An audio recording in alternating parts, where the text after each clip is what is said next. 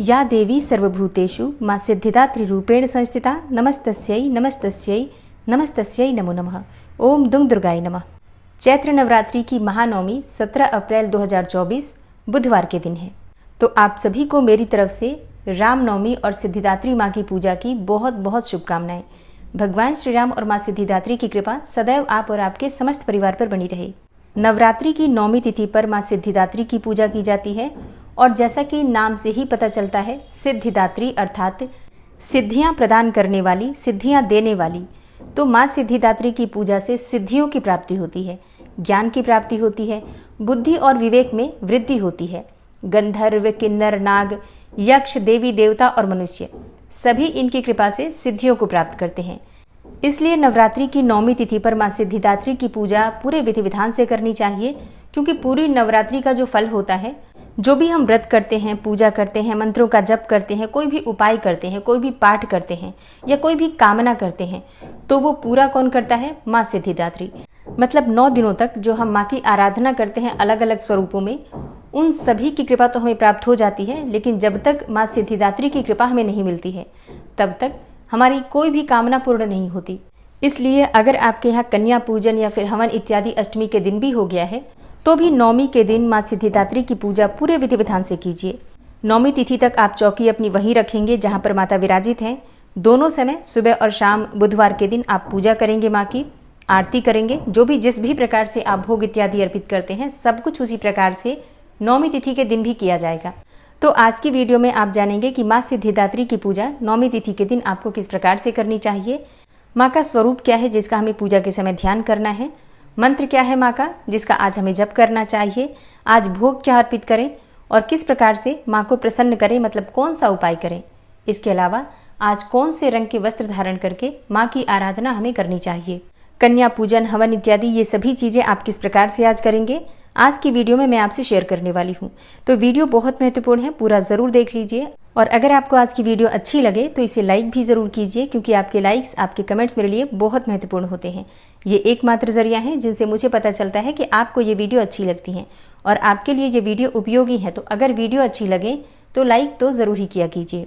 और बात करेंगे पूजा विधि के बारे में, लेकिन उससे पहले जानते हैं नौमी तिथि के शुभ मुहूर्त के बारे में। देखिए, नौमी तिथि का प्रारंभ हो रहा है 16 अप्रैल को दोपहर में 1:23 पर और 17 अप्रैल को 3:14 पर नौमी तिथि समाप्त हो जाएगी। तो सूर्योदय कालीन नौमी हमें 17 अप्रैल को प्राप्त हो रही है। इसी दिन रामनवमी मनाई जाएगी और इसी दिन माँ सिद्धिदात्री की हम पूजा करेंगे। इस दिन सूर्योदय काल का समय रहेगा सुबह 6:08 पर और सूर्यास्त का समय रहेगा शाम को 6:44 पर। राहु काल 12:26 से 2 बजे तक रहेगा दोपहर में। रामनवमी के दिन अभिजीत मुहूर्त नहीं रहेगा और ब्रह्म मुहूर्त का समय रहेगा सुबह 4:31 से 5:19 तक। अब बात करें कन्या पूजन के शुभ मुहूर्त के बारे में, तो देखिए, वैसे तो नौमी तिथि अपने आप में स्वयं सिद्ध मुहूर्त है। आप पूरे दिन में कभी भी कन्या पूजन कर सकते हैं, लेकिन कोशिश करना चाहिए जितनी जल्दी हम सुबह कन्या पूजन कर पाएं।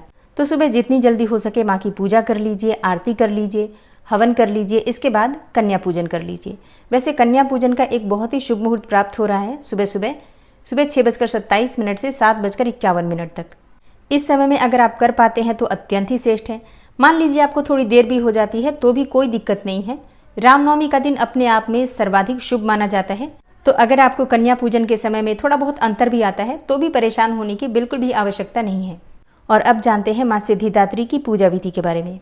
तो नौमी तिथि के दिन भी पूजा आपको बिल्कुल उसी प्रकार से करनी है। सुबह आप जल्दी उठेंगे, स्नान इत्यादि से निवृत्त होकर साफ स्वच्छ वस्त्र धारण करेंगे। आज हमें किस रंग के वस्त्र धारण करने चाहिए? देखिए, माँ सिद्धिदात्री का प्रिय रंग होता है बैंगनी या जामुनी।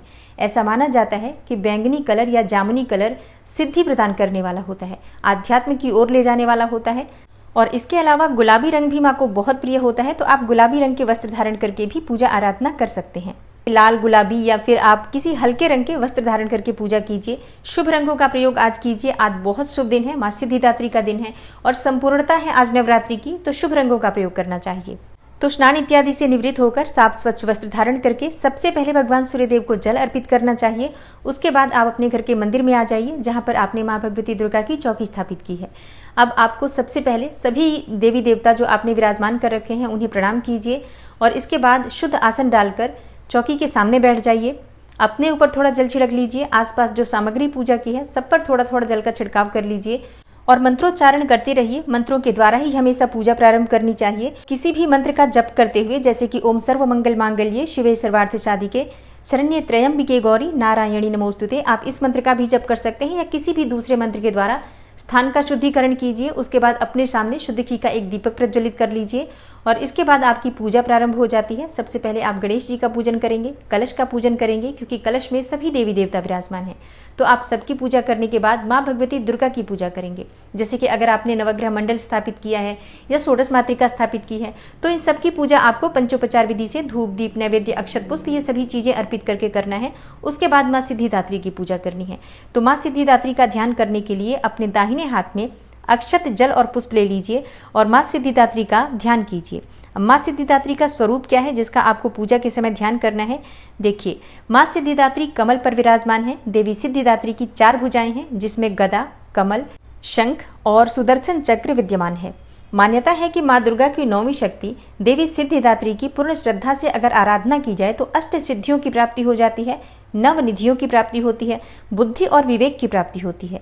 गंधर्व, किन्नर, नाग, यक्ष, देवी देवता और मनुष्य सभी इनकी कृपा से सिद्धियों को प्राप्त करते हैं। इसलिए माँ को सिद्धिदात्री कहा जाता है। माँ सिद्धिदात्री अपने नाम के स्वरूप से ही अष्ट सिद्धियां अर्थात अणिमा, महिमा, गरिमा, लघिमा, प्राप्ति, प्राकाम्य, ईशित्व और वशीत्व प्रदान करने वाली देवी मानी गई हैं। तो माँ सिद्धिदात्री के इसी स्वरूप को आपको सच्चे मन से ध्यान करना है।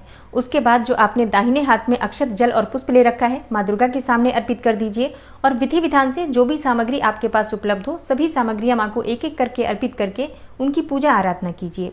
माँ सिद्धिदात्री का बीज मंत्र है ह्रीम क्लीम ऐं सिद्धयै नमः। इसी मंत्र के द्वारा आप उनका ध्यान कर सकते हैं।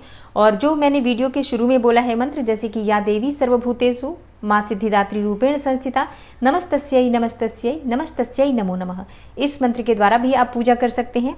और आज के दिन माँ सिद्धिदात्री को खीर का भोग आप लगा सकते हैं, हलवा पूरी और चने का भोग आप लगा सकते हैं। शास्त्रों के अनुसार नवरात्रि की 9वीं तिथि के दिन 9 प्रकार के फल माँ को अर्पित करने से मन की समस्त कामनाएं पूर्ण होती हैं और 9 प्रकार के पुष्पों से माँ की पूजा करनी चाहिए। 9 दिए प्रज्वलित करके माँ की आराधना करनी चाहिए। तो बहुत महत्वपूर्ण होती है नवरात्रि की 9वीं तिथि। आज के दिन अगर आप इन उपायों को करते हैं तो निश्चित ही आपको माँ सिद्धिदात्री की कृपा से समस्त प्रकार की कामनाओं के पूर्ण होने का वरदान प्राप्त होता है। और माँ का प्रिय पुष्प है कमल का पुष्प, गुलाब का पुष्प, गुड़हल का पुष्प। इन पुष्पों में से जो भी पुष्प आपके पास उपलब्ध हो माँ को अर्पित कीजिए। अगर आप 9 रंग के पुष्प अर्पित कर पाते हैं तो अत्यंत श्रेष्ठ होगा, नहीं तो जो भी पुष्प आपके पास उपलब्ध हो उसी पुष्प को आप 9 की संख्या में माँ को अर्पित कीजिए। मतलब 9 पुष्प माँ को अर्पित करके उनसे प्रार्थना कीजिए तो निश्चित ही आपकी कामना पूर्ण होती है। और हाँ, पूजा विधि विधान से करने के बाद माँ की आरती कीजिए। लौंग और कपूर से आरती आप कर सकते हैं या फिर शुद्ध घी के दीपक में भी आप थोड़ा सा कपूर डालकर माँ की आरती कर सकते हैं। और उसके बाद माँ से क्षमा प्रार्थना कर लीजिए। व्रत में किसी भी प्रकार की भूल चूक हुई हो या नवरात्रि में जो हमने पूजा की है या जो प्रार्थना की है, मंत्र जप इत्यादि किए हैं, तो उसमें किसी भी प्रकार की जाने अनजाने हमसे गलतियां हुई हो या परिवार के किसी भी सदस्य से कोई गलती हुई हो तो माँ से उसके लिए क्षमा प्रार्थना कर लीजिए। और हमेशा आपको माँ दुर्गा की कृपा प्राप्त होती रहे इसके लिए प्रार्थना कीजिए। मन की जो भी आपकी कामना हो माँ सिद्धिदात्री उसे पूर्ण करें, इसके लिए माँ सिद्धिदात्री से प्रार्थना कीजिए। अब आपकी पूजा जब पूर्ण हो जाती है तो थोड़ा सा जल अपने आसन पर डालकर 2 उंगलियों से अपने मस्तक पर 2 बार लगा लीजिए, जिससे कि इस पूजा का आपको संपूर्ण फल प्राप्त होगा। नवरात्रि की 9वीं तिथि पर कलश विसर्जन का शुभ मुहूर्त क्या होगा, कलश विसर्जन की विधि क्या होगी, सारी वस्तुएं जो हम माँ को अर्पित करते हैं उन चीज़ों का किस प्रकार से प्रयोग करना है, इसके अलावा रामनवमी पर राम जी की पूजा किस प्रकार से करें, इसकी जानकारी आपको आने वाली वीडियो में मिलेगी। तो आने वाली वीडियो ज़रूर देखिए। मिलती हूँ मैं आपसे अगली वीडियो में, तब तक के लिए जय श्री राधे।